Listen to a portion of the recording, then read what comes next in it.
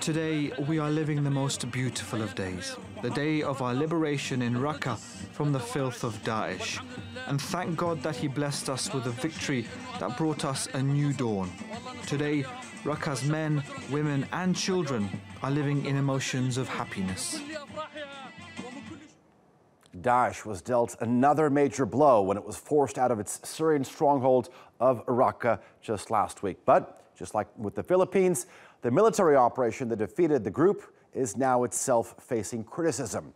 Russian forces accuse the United States of wiping Raqqa off the face of the earth. And these pictures seem to suggest that the city is indeed in ruins. It follows a 4.5-month-long campaign led by a U.S.-backed coalition of Kurdish as well as Arab fighters. Syrian activists also say more than 1,800 non-combatants, innocent civilians, were killed. That's despite U.S. assurances that civilian casualties would be limited. Well, joining me now from Baghdad is Colonel Ryan Dillon. He's the spokesperson for the Operation Inherent Resolve, the U.S.-led coalition against Daesh. Colonel Dillon, thank you very much for joining us here on Newsmakers. Let's begin with the Russian accusation. They are comparing Raqqa to sharing the same fate as the German city of Dresden during World War II. And the forces that you command wiped the city off the face of the earth. Looking at the pictures, looking at the destruction, it's not difficult to see why the Russians are making this comparison. Is this fair? Well, first off, I would like to recognize and have those that are listening is that we have been a part of this campaign for the last 2 years, but this is also a location, Raqqa, which has been under the civil war and have been under war and duress for the last half a decade. So there's no question that ISIS and those forces that were fighting in Raqqa have had to go back and forth quite a bit. But to say that these the statements that Igor made from the Russian Ministry of Defense are about as accurate as the Russian bombing campaign, which is not very accurate. The Russian bombing campaign in any particular city? Oh, you name it. So all I'll say is that the coalition has the most precise campaign in the history of warfare. Our missiles and our bombs can make it into a very tight space, into a windowsill.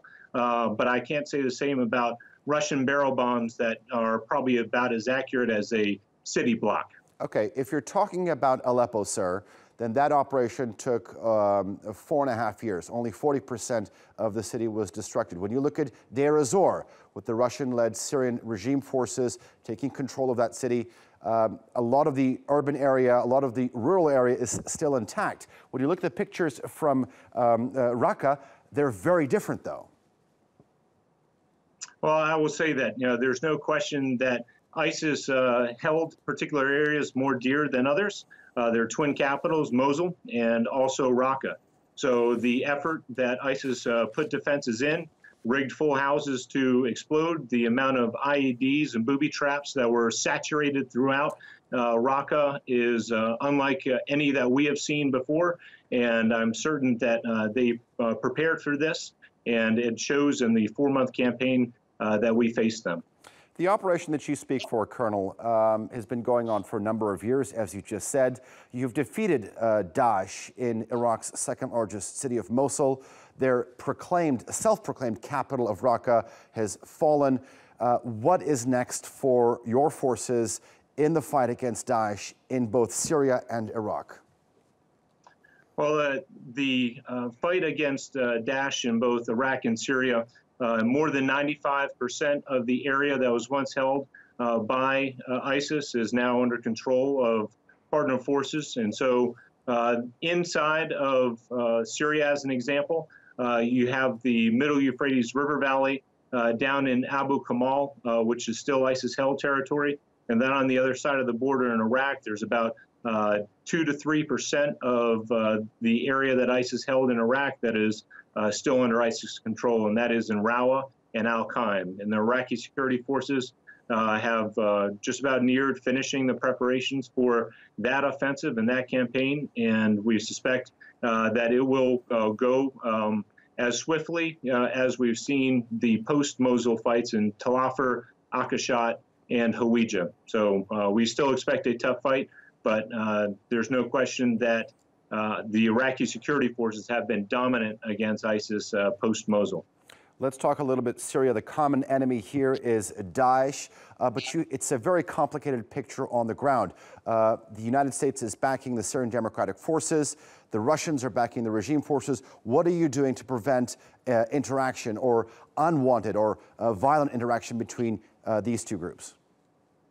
Well, we have, as we moved into and around Raqqa, and as the pro-regime forces backed by Russians got closer together, there was need for deconfliction.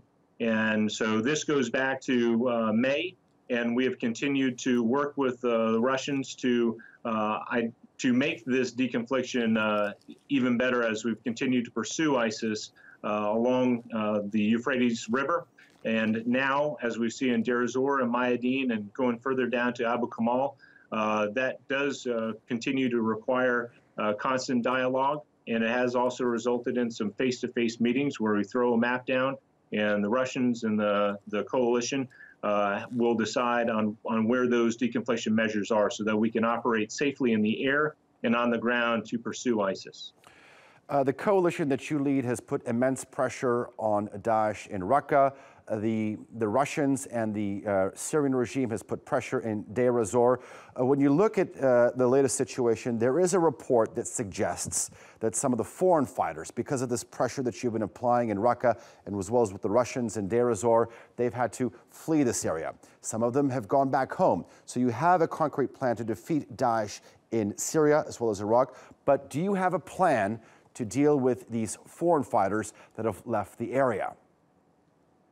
Well, the first part is obviously the most likely and favorable course of action is to defeat and kill these foreign fighters here in Iraq and Syria. The 73 member coalition, which also includes 4 international partner organizations, they share information with one another to prevent the ability of these foreign fighters to travel throughout the world. Out of those 4 international organizations also includes Interpol, the European Union, the Arab League, and so they are continuing to work to identify these threats, to prevent any of these fighters from traveling around, and that also includes in the country itself any suspected ISIS fighters are biometrically enrolled. They get their fingerprints scanned and their pictures taken, and that goes into a database that can be shared worldwide. The arms that the U.S. government has given to a group within the Syrian Democratic Forces, the YPG, it's a group that Turkey considers it being the Syrian offshoot of the PKK terror group. Those arms that were given are supposed to be taken back. The Turks do not believe this. How realistic is this? Is there a commitment to this? And how is this going to happen? Well, there is a commitment to this. And first, we must continue to pursue Daesh and to defeat them militarily in Syria. The one thing is that we have been very open and transparent with our Turkish allies in providing them, the types of weapons and how many we are providing the YPG element, which is a part of the SDF, and we also have our advisors that are with them. So we will continue to provide that information, be transparent, and we will be make good on our commitment to do this.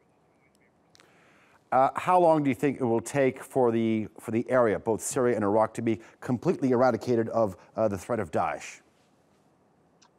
We never put a timeline on everything, but what we will say is right now, the Syrian Democratic Forces moving down the middle Euphrates River Valley, we have seen, the ISIS members after Mosul specifically, they have began to give up.